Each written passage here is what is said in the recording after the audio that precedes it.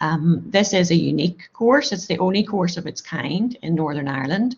It's interdisciplinary, which means that it brings together different subjects that you might learn about in school or in college. We bring these together in a very unique way in order to help people to think about and to understand other people.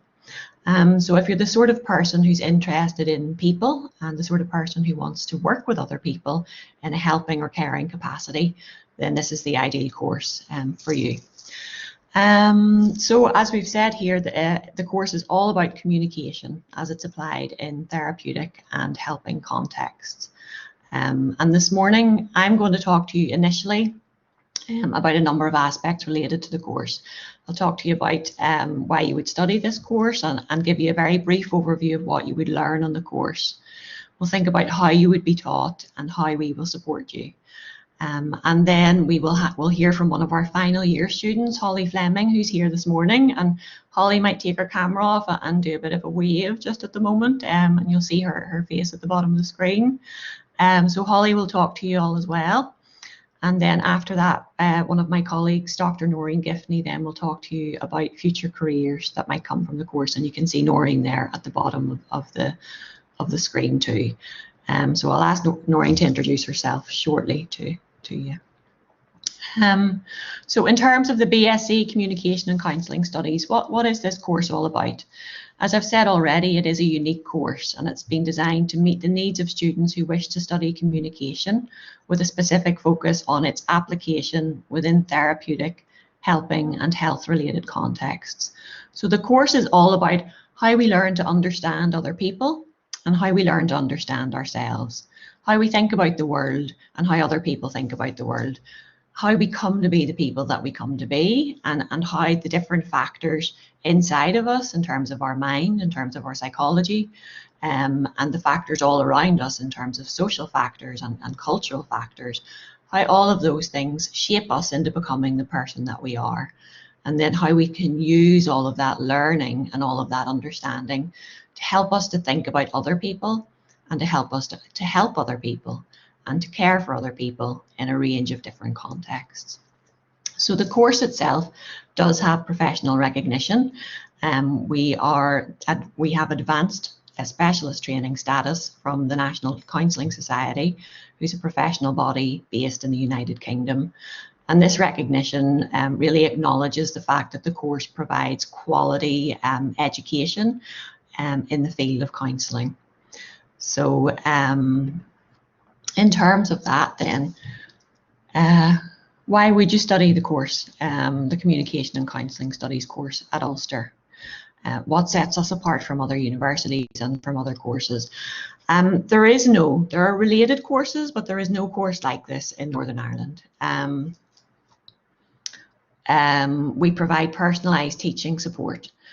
So what that means is that, that's done in a number of different ways. But one of our vehicles, or one of the ways that we have of supporting you, is by providing you with your own studies advisor throughout your degree. So you would be allocated a studies advisor, who would be a lecturer who teaches you across the degree in your first year. And you'll have that studies advisor for first, second and third year of your degree. And they're people that you can go to if you feel like you need support, or if you feel like you need advice in different aspects related to your studies. We also do have, while our classes might be delivered sometimes in larger classes in what we call lectures, we also provide smaller classes then in seminar groups as well, which means that you have the opportunity to work with the group of your own class in much smaller groups, so sometimes in groups of 10, 20 or 30, and you get to know other people in a much more in-depth way than you might do in larger lecture theatres. We offer career sessions throughout the degree in a range of different ways, and Noreen will talk to you about that towards the end of today's sessions, but that's to support you right from the outset of your degree in terms of thinking for and planning about what you want to do after you leave university. And then when we come towards the end of your degree and you're working on your dissertation in your final year, which again we'll talk about in more detail shortly, you'll have your own dissertation supervisor, somebody who supports you with your research throughout your final year. And again, that's somebody who you know throughout your degree and somebody who you build quite a strong relationship then in your final year. We offer communication skills training within specialised communication skills training labs. So that means that rather than just learning about the theory or learning in lectures or seminars about how to understand different things, that you actually have the opportunity to go and practice your communication skills.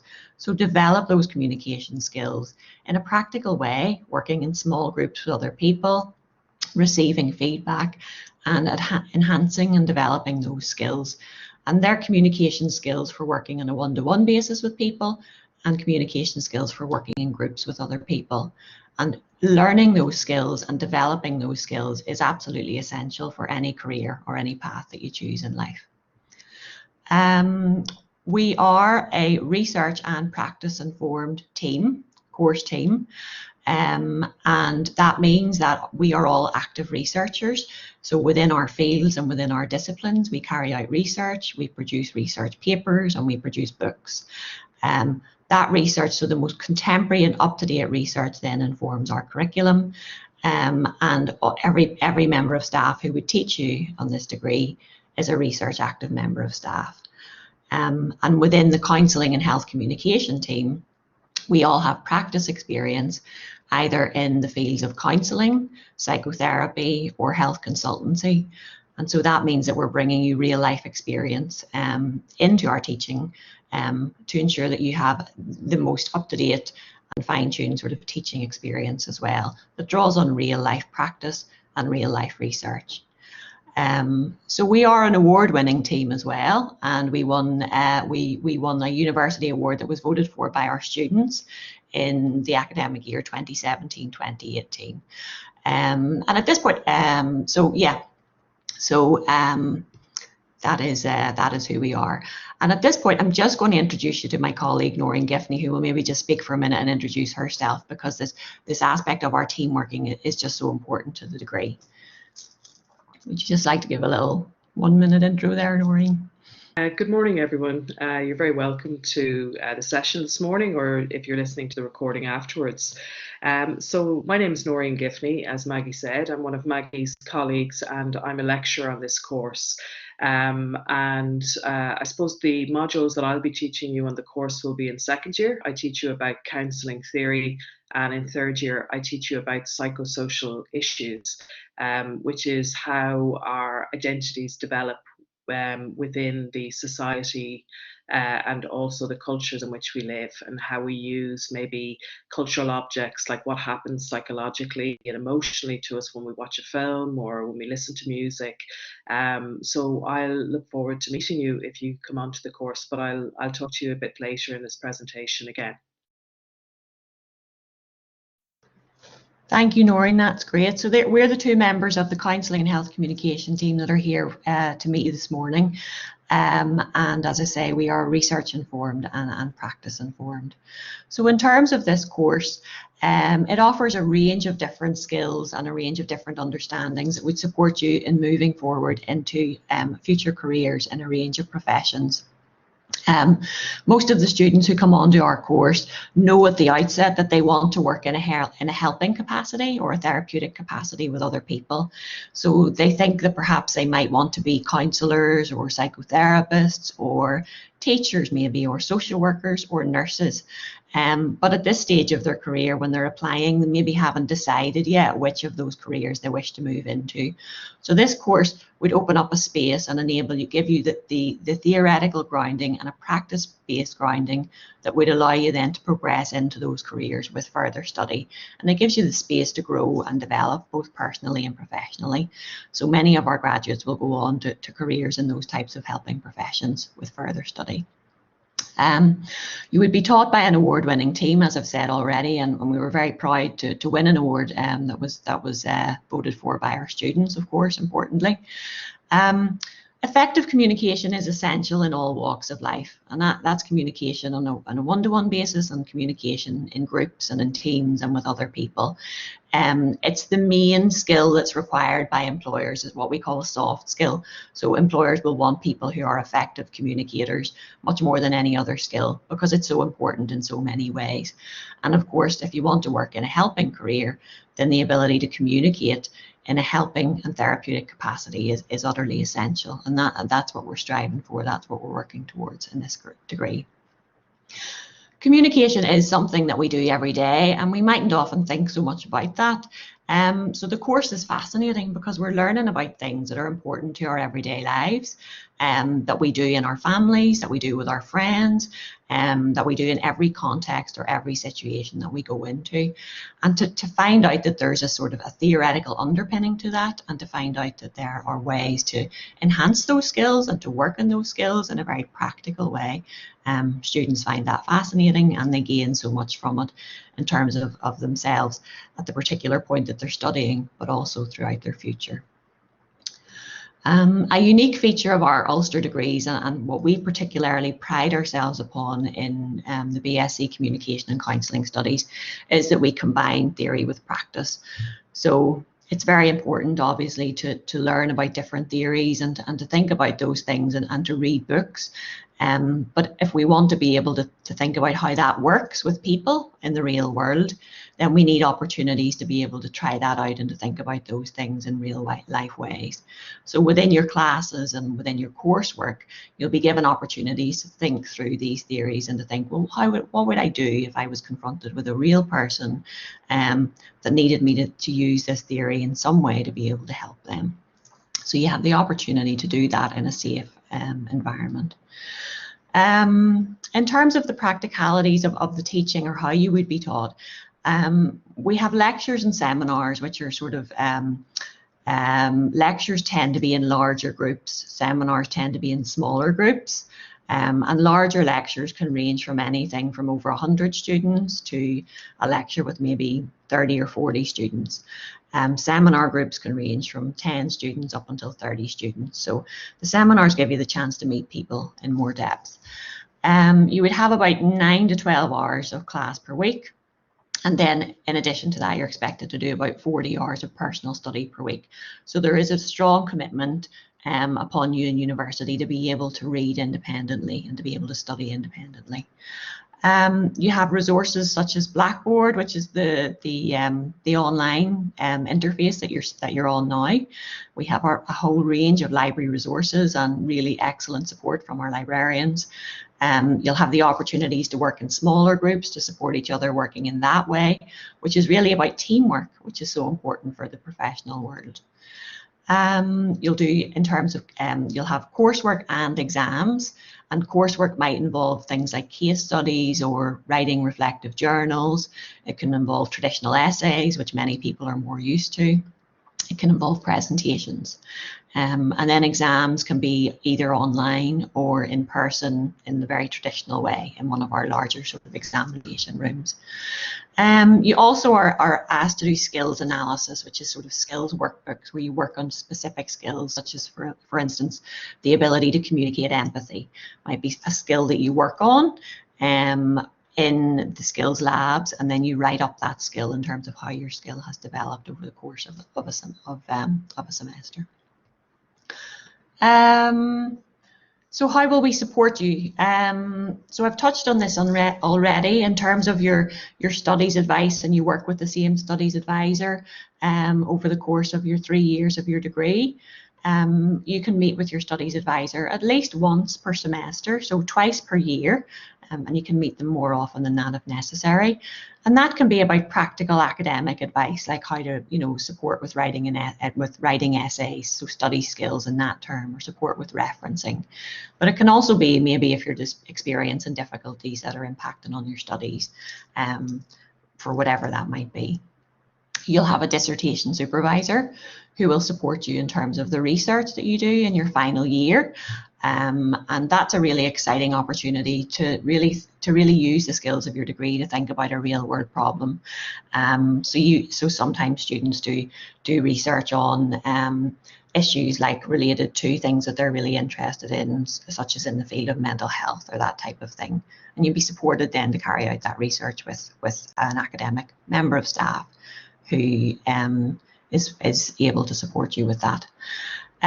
We have a student buddy system. So for people coming in first year, we have second and third year students who are able to be buddied up with those first years, and can sort of be there to ask questions in a more informal way, because sometimes you don't necessarily always want to ask your lecturers about particular things, so they can give you advice and guidance.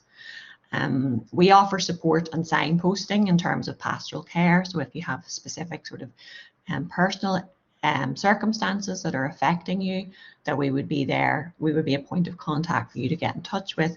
We will listen to you and we will signpost you to the appropriate support within the university. Again, we have a range of resources available online in terms of our library and so on. And all of that has been really advanced over the past couple of years as well, in terms of the range of online support we have available. We also have our student wellbeing services, which are a really important service within the university to support students with health issues, with disabilities, in terms of accessing their supports and their studies and so on. They offer financial advice and they offer a counselling service as well for students who may feel like they need some additional emotional support or wellbeing support throughout their degree. And those supports can be accessed at any time during your studies.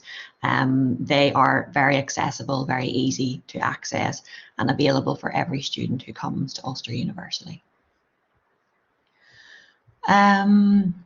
So I'm going to touch very briefly on the COVID-19 impact. As you're all aware, the COVID-19 pandemic happened in March 2020 was when lockdown happened and all of our lives changed. And during that time, the university, we moved very quickly and rapidly into online delivery of classes. And we use this platform, so we use Blackboard Collaborate to deliver our classes online from March 2020. And there's a nice picture of Noreen there who's with her headphones on, delivering an online class. So this is what we did. So our classes were mostly delivered live. Sometimes sessions were recorded and put up for students to access at a different time. Some of the live classes were recorded, but it meant that students were able to still attend their classes, but do so remotely. They could be accessed by their phones, could be accessed by laptops and so on. And while this was a very challenging experience for everybody, and we all had to move and act very quickly, it did bring some unexpected benefits, and we actually found that marks and results increased because student engagement was high, because students were very keen to continue their studies, and with the different challenges that the pandemic brought about, it meant that people had an added incentive to work harder. So we find that our relationships with our students actually strengthened during this period, which was a very challenging period for everybody. So at this point in the presentation, I'm going to I'm delighted to be handing you over to Holly Fleming, and Holly is one of our final year students. So Holly actually was in first year of the programme when the COVID-19 pandemic happened, and she studied her entire second year online. And Holly will talk to you about her experience of the programme so far, about herself, and about what she's hoping to do then when she finishes in final year. Holly, would you like to come on? Hello, everyone. So as Maggie said, I am just about to start into my final year on the Communication and Counselling degree. So basically, in brief, why I kind of came along to this course and found it was that I knew I wanted to become a counsellor. So I found this course and I knew that it was going to give me a really good opportunity to gain a bit more life experience and understanding of people before beginning my actual training.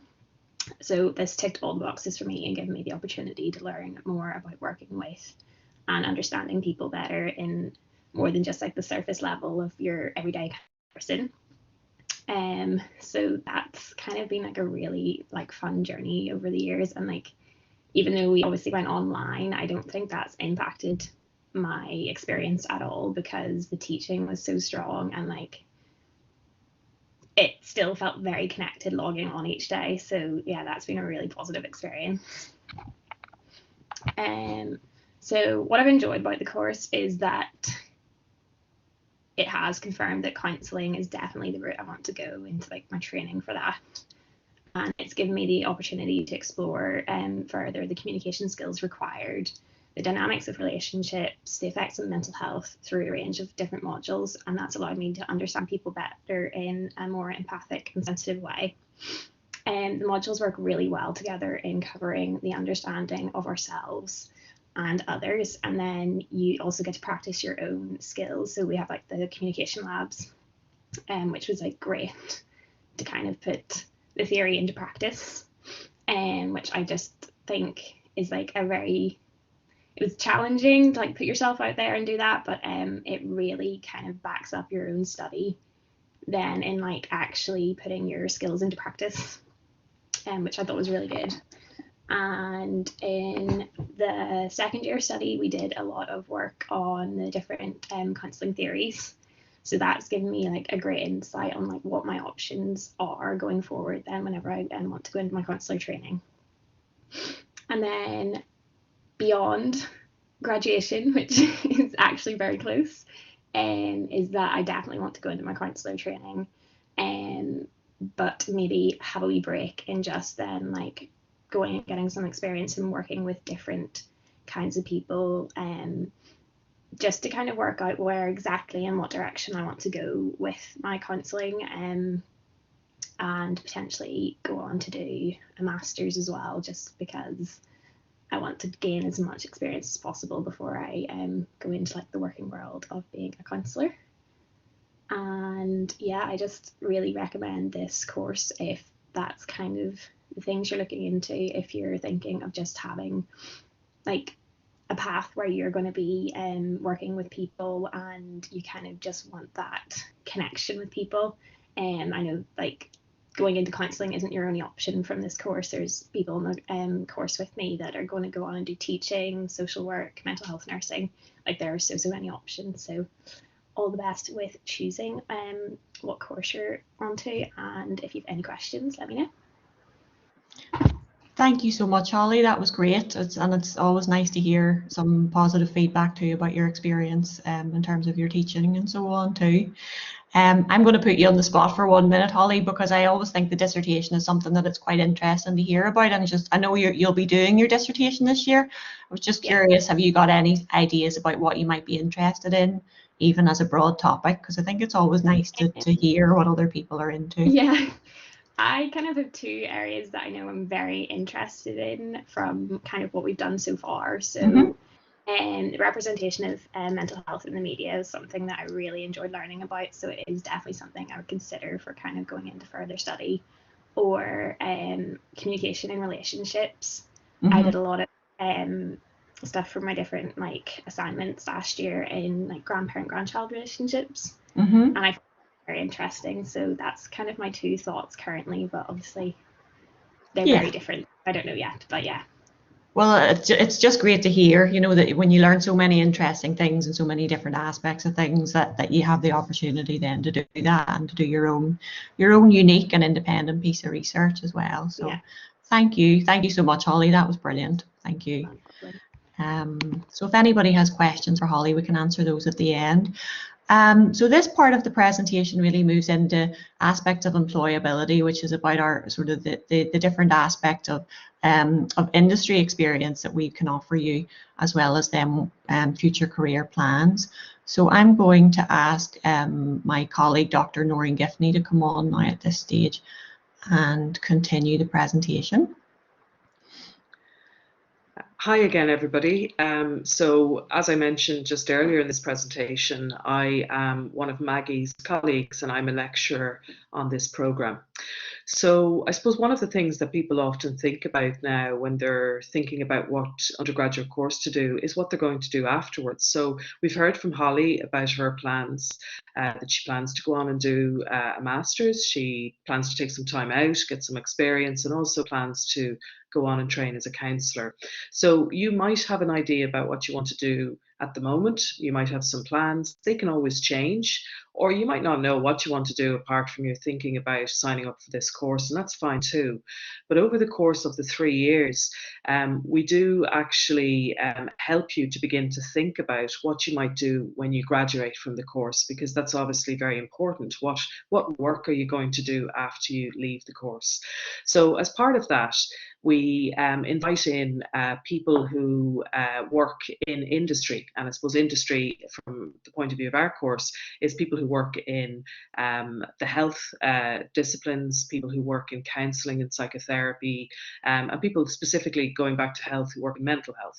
So you can see there on the left that we invite in some people who are working as specialist therapists, working in child and adolescent mental health services, so CAMS, people who work in children's services, people who work in adult psychotherapy, and people who work in the creative industries, or the creative therapies even. So these people are invited in because they can talk to you about what it's like to work in those particular areas with children, with adolescents, with adults, using art, using drama and so on in therapy.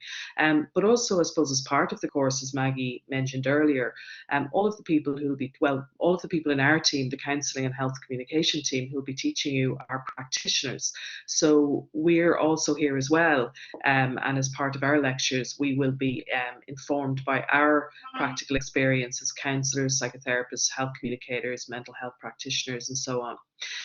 We also have volunteer recruitment visits from agencies such as Childline, which you're probably familiar with, you'll have heard of, but also from the Verbal Arts Centre located in Derry, Londonderry, which is a centre where people use knowledge about mental health and therapy to inform groups that they run with people around reading. So reading short stories, reading poetry, reading pieces of literature, and how reading together, talking about what we've read can actually help us in terms of our mental health. As well as that, we also have a Counselling and Health Communication annual employability fair, where we invite employers, people who maybe have placements or volunteer opportunities in, so that you can meet them, and that will be an opportunity as well. So unfortunately, when we had COVID, we couldn't do that because we couldn't meet together,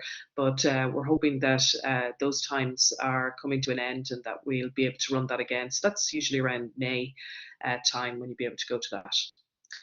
Okay, so any questions as I'm going along, please do put them into the chat, because maybe something comes to your mind. We're really happy to hear from you, any questions you might have.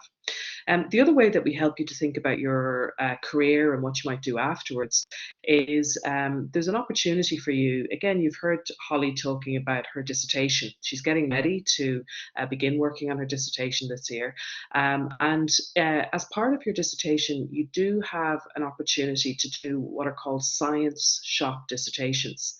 And this is basically where you can partner with an organization, maybe a counselling organisation, mental health organisation, voluntary organisation, community organisation, and you can do your dissertation in collaboration with them. So they will maybe give you a topic, or they'll help you to think about a topic that they're interested in and that you can do with them, with their support, as well as with your supervisor.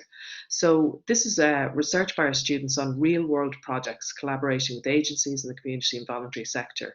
And on the right hand side there, you'll see that's our former Vice Chancellor, who's the head of the university, with two of our students, Kim on the left-hand side and Laura on the right-hand side. And the reason that Maggie has put this photograph up is because our students often win awards for their dissertations, particularly science shop dissertations, which again are about practical real-world problems. So also there's agencies, I suppose, that are involved in this initiative would be agencies like Lighthouse, which works with people who are experiencing suicidal ideation and real mental health difficulties. Nexus, which is an organisation which provides therapeutic support and information to people who have been sexually assaulted or abused, and also the NI Chest, Heart and Stroke organisation. So they're just some. There's loads. Maggie can, if you have questions, she can answer them. She'll be happy to talk about those. And just to kind of to go back to the photograph, these prize-winning projects that Kim and Laura did were in collaboration with Lighthouse, with PIPS, which also deals with people who are experiencing suicidal ideation, and Lisburn Safe. So if you're interested in hearing more about that, please do ask us. Future careers for Communication and Counselling Studies graduates. What do people do? So this morning you've heard from Holly, but there are, as Holly said, there are a wide range of things that our graduates want to do. So you can go on and train in counselling. But you do need to do further training for that, because I suppose what our course does is it gives you the theoretical grounding. So you learn all about mental health, you learn about counselling, psychotherapy, communication skills, and so on. But then you need to go on and do what we call practitioner training to become a counsellor. You can also go on and become a psychotherapist. And again, you need to do further training for that as well. We're happy to talk to you about the differences between those, or what might be involved in those as you go through the course. People also go on, as Holly mentioned, into therapeutic roles, including social work, primary school teaching, nursing. With nursing, you'd have to go on and do further training. So when you get an undergraduate degree, you do your undergraduate degree, like myself and Maggie did, and then you need to go on and you need to do postgraduate training. So this degree is the beginning of the journey. There's also graduate entry schemes, for example, with the NHS Graduate Management Training Scheme. Sometimes people go on and they go into business, and in fact we have some students at the moment who are thinking of going on in that direction, to the civil service, to the retail sector as well in terms of management and so on. There's also health and social care and voluntary sectors, for example, advocacy, outreach, facilitation or support roles. And sometimes people go on and do research and policy. So you may not be thinking about this now, but as Holly said, she's thinking about going on to do a master's, and sometimes people go on further and they do a PhD, and maybe they come and work in the university with themselves. So there's loads of different options. So if you don't have a clue what you want to do, we really help you to think about that while you're doing the course. And if you have an idea in mind, we support you as you develop towards doing that. So what do employers think? So I mentioned Verbal earlier, which is the organisation that kind of helps people with their kind of mental health and helps people to think about how they're feeling through reading and talking about what they've read. So James Kerr is the CEO of Verbal Arts, and he says that the skills on the course are a perfect fit to Verbal's work with young people. So again, maybe something I have to say, Verbal work with people, they work with young people as well as older people, they work with people in prisons and so on, different settings. Communication skills combined with the understanding of mental health and therapeutic framework. So we'd be very happy to talk more about this. So just a little bit more information for you now. So the entry requirements then are published on the course pages on our website. So it would be important to go to the Ulster University website for that. For information on equivalencies, because we know that people often come from a variety of different courses, sometimes school or college, as Maggie was saying, and questions around specific circumstances, please first of all use the live chat function for the university for this open day, which is available 9:30 to 3:30. You can attend the live admissions Q&A session at 2:45 today, so you can get yourself on that link for that, or you can email admissions@ulster.ac.uk. So it's worth sending an email as well, since you're online already. If you have any questions, now is a good time to do it. Maggie, will I hand you back over, or will I continue talking now about COVID-19? Will I continue? You can continue, Noreen, if you want. Grant, okay, yeah. so COVID-19. So, as Maggie said earlier, and as you're, I'm sure, aware, as all of us are, COVID-19 has really changed the way we live, particularly as regards how we interact with other people. So there's some information that we need to tell you about COVID-19 with regards to the course and the university. So first of all, we're continuing to operate, because this might be a concern for you. And maybe there are vulnerable members in your family. Maybe you yourself have underlying conditions. If you are worried about this, just to I suppose address any anxiety you might have around it. So first of all, we're continuing to operate safely alongside the pandemic, learning from our shared experiences and success over 2 extraordinary academic years, and they really have been extraordinary. As Holly said, she's had a good experience, but they've been very challenging for everybody, I think. Our staff moved mountains to adapt and continue to deliver teaching alongside the pandemic, and we've got what it takes to be agile and responsive in this public health context if needed. So really, I suppose what we're saying there is that really we have adapted ourselves, the lecturers, to meet you where you're at, in terms of we have adapted our teaching so that we could continue to connect with our students even if we couldn't meet in person. And then we hope and expect to welcome back students for a safe and vibrant on-campus learning experience from September 2021. Which is what we're moving towards currently, and then into the 2022-2023 academic year, subject of course to government and public health guidance in place at that time. So if you have any questions about that, please do put those in the chat as well. We'll be happy to address them. And I suppose maybe just this is just some information as well, that courses are continually reviewed to take advantage of new teaching approaches and developments in research, industry and the professions. So we're always updating our teaching, we're always trying to think about what would be useful for you to know and people who would be helpful for you to meet. Please be aware that modules may change for your year of entry. So sometimes we have staff changes, we will provide maybe a new module. So a module that we might have taught in the past, we may no longer be available, but we'll have something that's equally challenging and rewarding for you to study. The exact modules available and their order may vary depending on course updates, staff availability, timetabling and student demand. And please contact the course team. So that would be, you can contact our School of Communication and Media, or you can contact Dr. Maggie Long there for the most up-to-date module list.